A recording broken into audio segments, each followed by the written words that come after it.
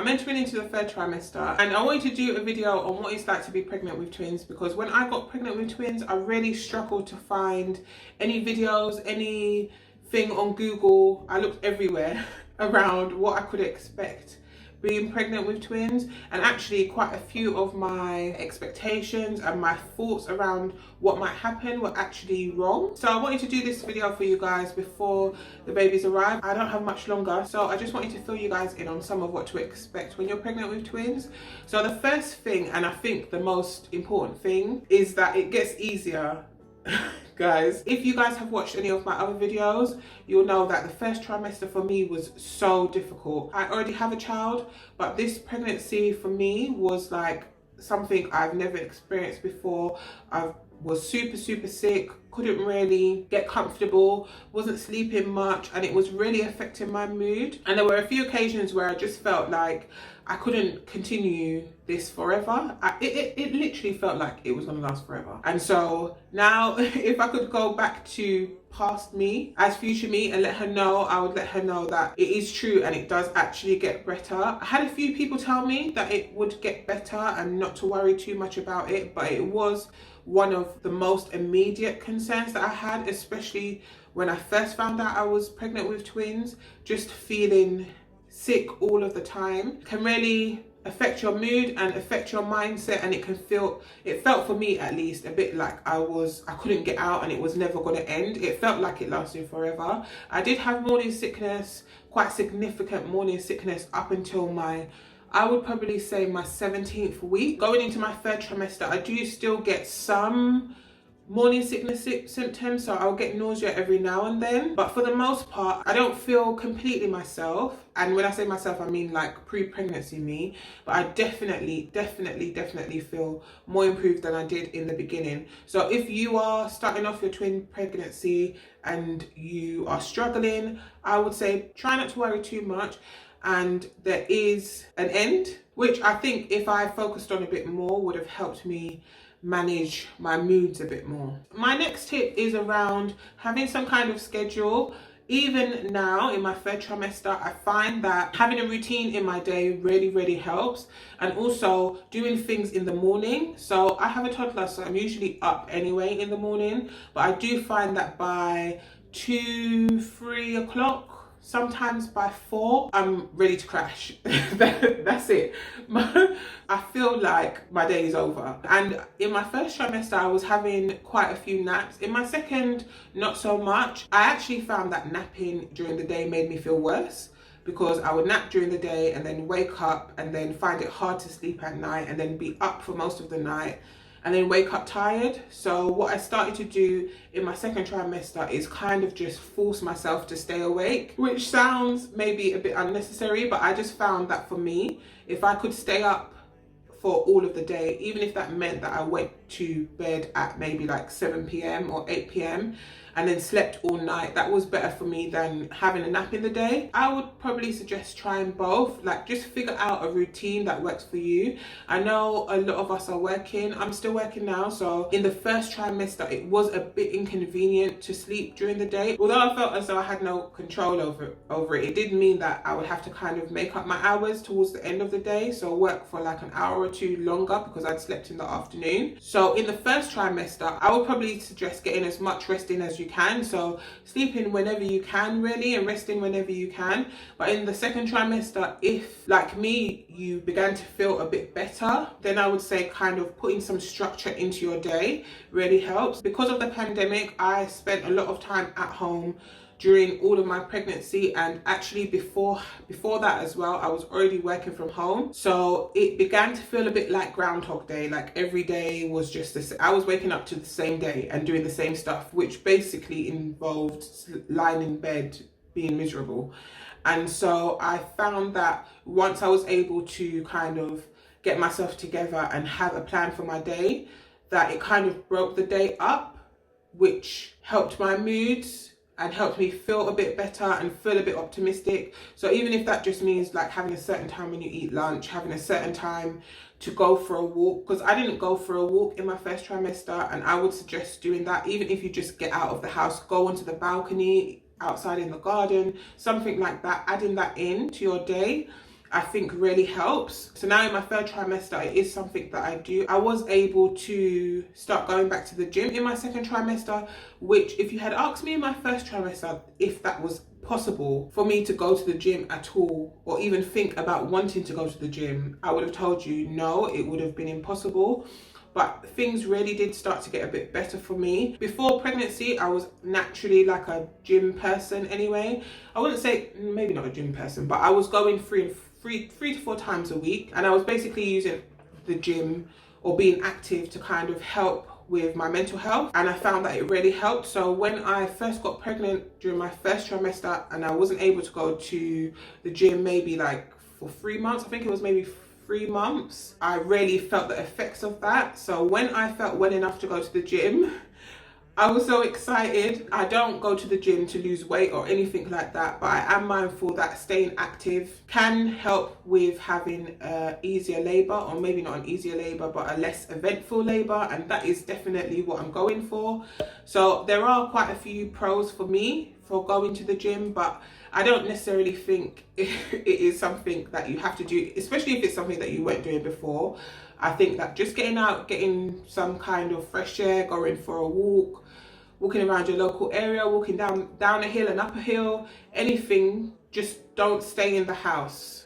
If you can help it, don't stay in the house, get out. I was quite nervous about falling ill, and I wasn't feeling well, and it was cold. It is still quite cold now because we're still in winter, but all of those things together just kind of resulted in me staying in the house. And I think I had periods of like many days when I was just in the house, so I definitely wouldn't recommend that. In my experience, I definitely felt better during the beginning of the day. So now my routine consists of like going to the gym earlier on in the day. You will kind of, or at least I have kind of got a few stares from people at the gym, which I don't mind because I guess you don't always see a pregnant lady at the gym. But I do also think that if you don't like being stared at, that maybe the gym's not the best place for you. But I like to get to the gym, and if I don't go anywhere else for like a few weeks, which happens because I'm not really socializing with like other people or anything like that, so if the only place I get to go is the gym, then that's okay, because I feel like it really helps for me to manage my mental health. I would say to expect feeling like you don't want to do anything. I felt really super unmotivated during my first trimester, and the beginning of my second trimester, I didn't want to do a thing. So if that is how you're feeling right now, that is definitely normal. It does get better. It did get better for me. Just randomly, I started to feel a bit more energy, and I thought, okay, let me try and use that energy to filter into something that might help me in the long run. The other thing is trying to manage your expectations. So when I was in my first trimester, I felt really bad about not being able to help around the house, like the normal stuff that I would be able to do: cook dinner, clean the house, see friends, all of these things that I was doing post-pandemic, because I hadn't done it for a while because of lockdown. But all the things I was doing post-pandemic, I just felt like I just couldn't do it, and it can feel a bit isolating because it's not how you want to feel. So during those times, I didn't want to be in bed all day feeling miserable. You know, I wanted to get up and help, but I just couldn't do it. I just felt really bad about it. So I think just making sure that you let yourself know that it's okay not to do all of the things that you were doing before, and just try your best to kind of set up a support system if you can, even if that's just with close family or your husband or your partner or your girlfriend or whoever it is, just so that you can not worry too much about doing those additional things. I cannot stress enough how much different my morning sickness was with this multiple pregnancy compared to a singleton pregnancy. I just felt like I couldn't do things. So if you can create a support system for yourself, do that. And I also found that maybe expressing myself really helped as well, because I felt like I needed to get people to understand, because especially in the beginning, you don't really look much different. You don't really have a bump or anything like that, and I think it's easy for people to be able to presume that you're okay. And I think it's okay to let people know when you're not okay and when you can't do things. I definitely think that ultimately it's most important to take advice from your healthcare provider. My pregnancy has been really straightforward, guys. I was not expecting it at all. I really thought with 2 babies that I would like be in the hospital all the time, but at this point, at this stage, I haven't seen my obstetrician in like 3 months. It's been a really long time. I think that if your pregnancy is going quite straightforward and you feel up to it, that it's absolutely okay to stay active. Not everybody will agree, and I know sometimes it's cultural, you know, to when you get pregnant, to sit down and to make sure that you don't do anything and to kind of take it in and, you know, take your time and all of that kind of stuff. With my son, I was able to have him unmedicated and it was really straightforward. I was home within a few hours.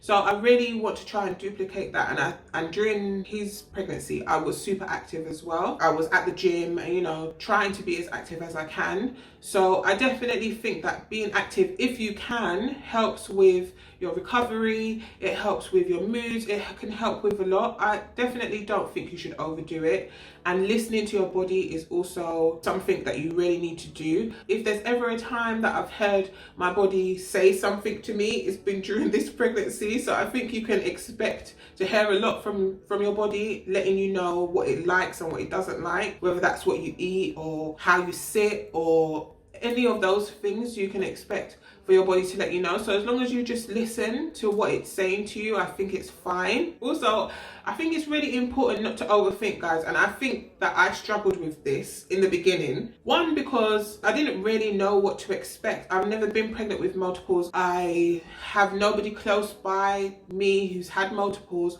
so I just didn't know what to expect. And actually, when I first started looking into what to expect, I read somewhere that someone had said that twin pregnancy was unnatural. So then I started thinking, oh my gosh, like maybe it's not supposed to be a thing, which is why it's so rare and why it's high risk, because maybe it's not natural. I don't know, maybe. So I kind of ended up getting into a circle with myself. I think mixed with being at home all the time and feeling really sick, overthinking just really was not helping me. I would definitely say that there is a lot of misinformation out there about twin pregnancy or multiple pregnancy. I watched a lot of YouTube videos, and I'm based in England, I'm based in London, so a lot of the experiences of the ladies that I was watching was an American experience. And I saw that a lot of women, like, they had scheduled C-section dates and had to go into the operating theatre to give birth. And so before my obstetrician appointment, I was already super like uptight because I didn't want to give birth in the operating theatre and I didn't want to schedule a C-section. And so I really just felt like I was going to get in there and they were going to tell me that I had to have both of those things or all of the things I didn't want. And that was kind of getting me down. So I think that sometimes even thinking too much about what's coming or thinking too much about what might be can also, you know, make things a bit more difficult. So if you can, just try to take it as an appointment at a time. So whenever you speak to a healthcare professional, ask them the questions that you have. As long as you've got like a good relationship with them and things like that, try to kind of take their word. It can be a bit difficult because you don't want to be in a situation where you're listening to a healthcare provider. You don't second guess it and then you get yourself in a pickle. I don't think that there's ever a problem with asking a question and asking questions. So if there's something that you're unsure about, then ask about it. But I just think that coming up with an idea of what's going to happen, especially very early on in pregnancy, can hurt you more than help you. I'm telling you, all of the things that I thought were going to happen during this pregnancy haven't happened. Other than feeling really, really sick in the beginning, and I'm so grateful, I haven't had any other problems. So I think it's always very easy when you find out that you're expecting multiples to be scared. It's a bit unknown and it doesn't happen that often. And if you read things like what I read about it not being natural, which I've decided, of course, it's natural because it happened. So of course. But you know, all of those things mixed together can make you get into a bad headspace. Aside from like the normal morning sickness symptoms that you can expect, tiredness, backache, I still get backache now, hip pain, which I didn't get last time I was pregnant, headaches, these are things you can expect. But you can also expect to have a change in yourself. just generally, you're kind of being taken over by two other humans. And so I think that really does have an effect on how you feel about your life, how you feel about yourself. You've got two living things inside of you. So it can be an adjustment. And I would say to expect it being an adjustment. Don't expect it to be a really easy road. I haven't found it to be an easy road. But now approaching the end of my pregnancy, I'm happy, really happy that it doesn't last forever. And so I think that is the main thing that you should focus on. It might not be a pregnancy like the last pregnancies that you had, or if it's your first pregnancy, it might not be a pregnancy that you can compare to your friends or anything like that. You might not feel super happy and, you know, upbeat about it. I spent a lot of this pregnancy just feeling like I want to be left alone and sleep, and that is not exactly how I felt in my last pregnancy. I also have learned or understand now that pretty much none of it is in my control. I know that I can influence the results. Like with anything with life, I guess, you can influence the results, you can increase probabilities, but you can't control what happens. And so doing your best to kind of relinquish that control, which I started to do actually in the early stages of my second trimester. I kind of just decided that if I have to be this sick to get my children here, then that's just gonna have to be what it is. So I think the sooner you accept that you don't have any control over everything, you can do things to influence how things go, but you can't exactly control the exact outcomes of everything. You just can't. So things like having a routine, getting exercise in if you can, trying to get outside, doing things to manage your mental health, all of those things I think together can increase the probabilities of you having a happier pregnancy and hopefully a straightforward labor. It's hard work, guys. I'm sorry. I think that's what I would have told myself in the beginning as well. It's hard work, but I guess the silver lining on that cloud is that you do get your babies afterwards, and it isn't forever. So it's just for a short time. It feels like it's not very short, but it is just for a short time. And just take care of yourself. I oftentimes just do things that I like eat cheesecake every now and then, just because, you know, it's a little bit of joy in my life. So try and find things that make you happy if you are really struggling. Expect to like ice as well. So I'm here to tell you that you definitely can do it. As hard as it gets, it will ease up on you. I have made other videos about my pregnancy journey so far and what I've been up to in preparation for my twins. So do feel free to check out some of those videos here. If you enjoyed this video, please make sure you like and subscribe, and I will see you in my next one. Bye.